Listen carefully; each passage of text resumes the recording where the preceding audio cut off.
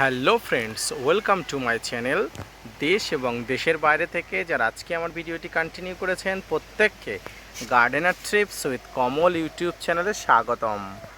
তো ফ্রেন্ডস, আজকে আমি ভিডিওর আলোচনার বিষয়বস্তু রেখেছি ছাদ বাগানে আঙুর গাছের পরিচর্যা, অর্থাৎ আঙুর ফল সঠিকভাবে পরিচর্যা করলে কতদিনে আঙুর ফল আপনি হারভেস্ট করতে পারবেন, কতদিনের সঠিক পরিচর্যায় আপনার শখের আঙুরগুলো ধীরে ধীরে বড় হয়ে উঠবে, পাশাপাশি আপনি হারভেস্ট করতে পারবেন।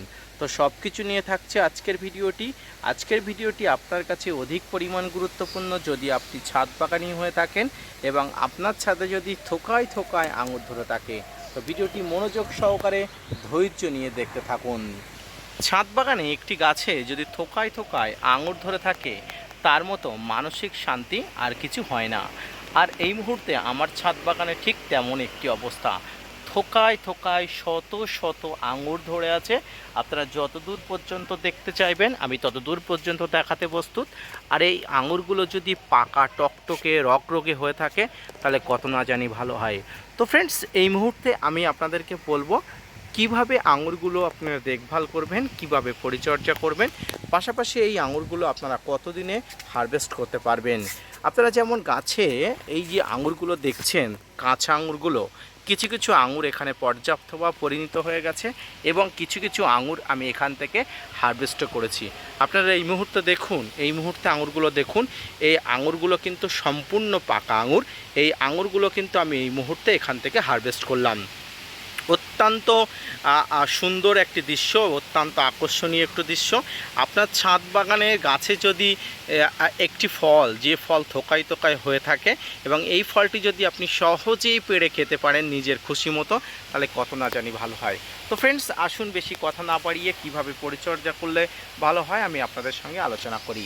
তো দেখুন, আঙুর গাছের ফুল আসে সাধারণত ফেব্রুয়ারি মাসের দিকে। এই ফেব্রুয়ারি মাস থেকে শুরু করে মে মাস পর্যন্ত আঙুর মোটামুটি বাড়তে থাকে, অর্থাৎ আঙুর ফল ধীরে ধীরে বাড়তে শুরু করে। মে মাসের পরপরই আঙুর ফল ধীরে ধীরে পাকতে শুরু করে। এই আঙুরের ফুল আসা থেকে শুরু করে ফল ধরা পর্যন্ত বিভিন্নভাবে পরিচর্যা করতে হয়।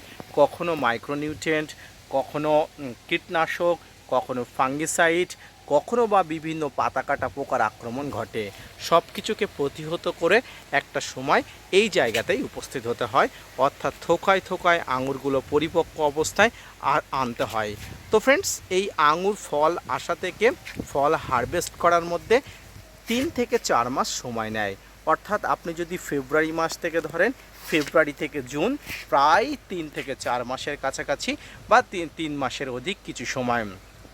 এই সময়ের মধ্যে আপনার আঙুরগুলো পরিপক্ক হয়ে যাবে।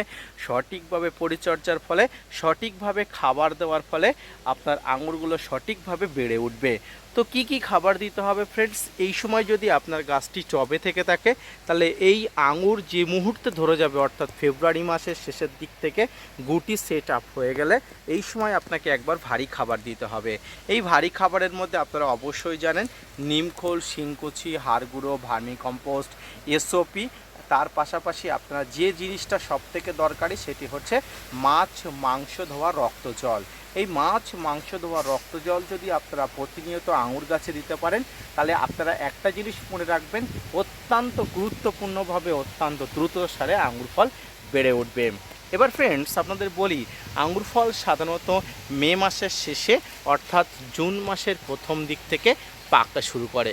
আপনারা যে আঙুর ফলটি দেখছেন, এই আঙুর ফলের মধ্যে কিছু আঙুর অলরেডি পেকে গেছে, কিছু আঙুর আমি কয়েকটা দিন আগে হারভেস্ট করেছি এবং আজকেও আমি কয়েকটা আঙুর হারভেস্ট করেছি, সেটা তো আপনারা অবশ্যই দেখলেন এবং চোখের সামনেও দেখতে পাচ্ছেন যে আমি কিছু আঙুর এখানে হারভেস্ট করেছি শুধু বাড়ির জন্য। প্রচুর পরিমাণ আঙুর আছে গাছে। এই আঙুরগুলো আমি আগামী দিনে একসঙ্গে হারভেস্ট করার মানসিকতা নিয়েই গাছগুলো রেখেছি। তো মূলত আঙুর ফল এই অবস্থায় এসে গেলে, অর্থাৎ সঠিক আকার হয়ে গেলে আপনাকে আর কিছুই করতে হবে না, অর্থাৎ কিছুই আপনাকে পরিচর্যা করতে হবে না।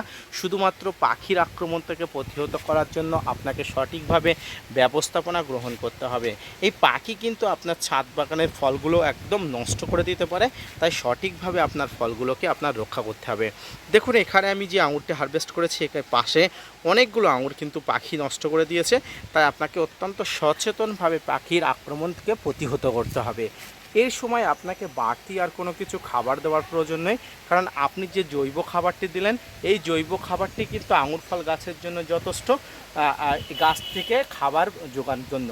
কারণ একটি জৈব খাবার থেকে 3 থেকে 4 মাস পর্যন্ত খাবার দিতে পারে সেই জৈব সার মাটির সঙ্গে ডিকম্পোস্ট হয়ে যেতে। এবং এই সময় আপনারা যদি এই যে আমি যে ব্যবস্থা করেছি পাখির আক্রমণ থেকে, এই প্রোটেকশান ব্যবস্থা যদি করতে পারেন খুবই ভালো হয়। আর যদি না করতে পারেন, বাজার চলতে বিভিন্ন বেগিং পাওয়া যায়।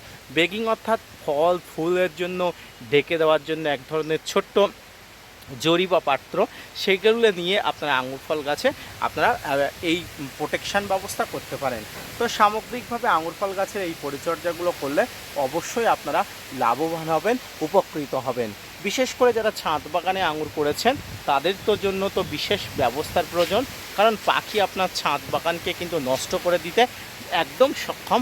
আপনারা অল্প মুহূর্তের মধ্যে পাখি কিন্তু আপনার ছাদ বাগানকে আক্রমণ করবে এবং আপনার ছাদ বাগানকে কিন্তু সঠিকভাবে পরিচর্যা না করলে সব কিন্তু আঙুরগুলো ঝরে পড়ে যাবে। তো ফ্রেন্ডস, আপনারা যে মুহূর্তে আঙুরগুলো দেখতে পাচ্ছেন, আঙুরগুলো কিন্তু পাখির আক্রমণ থেকে প্রতিহত করার জন্য আমি তুলে নিয়েছি।